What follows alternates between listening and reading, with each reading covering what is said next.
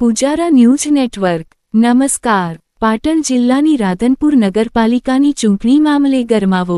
ભાજપ બાદ આજે કોંગ્રેસ દ્વારા રાધનપુર નગરપાલિકાની ચૂંટણી માટે કોંગ્રેસના ઉમેદવારો માટે સેન્સ પ્રક્રિયા હાથ ધરી। રાધનપુર નગરપાલિકાની કોંગ્રેસની સેન્સ પ્રક્રિયામાં મોટા પ્રમાણમાં ઉમેદવારોએ દાવેદારી નોંધાવી। સતત 2 ટર્મથી રાધનપુર નગરપાલિકામાં કોંગ્રેસની બોડી હોવાથી કોંગ્રેસના દાવેદારો વધ્યા। નિરીક્ષકો દ્વારા 7 વોર્ડની બેઠકો માટે સેન્સ લેવામાં આવી। 150ની વધુ દાવેદારોએ 7 વોર્ડ માટે રાધનપુર નગરપાલિકા માટે કોંગ્રેસમાં દાવેદારી નોંધાવી। કોંગ્રેસમાં ઉમેદવારી કરવા માટે મોટી સંખ્યામાં કોંગ્રેસના કાર્યકર્તા અને સમર્થકો પહોંચ્યા। ઉમેદવારોનો રાફડો ફાટ્યો। ઉમેદવારોની લાગી લાઈનો રાધનપુર નગરપાલિકા લડવા માટે કોંગ્રેસની અંદર।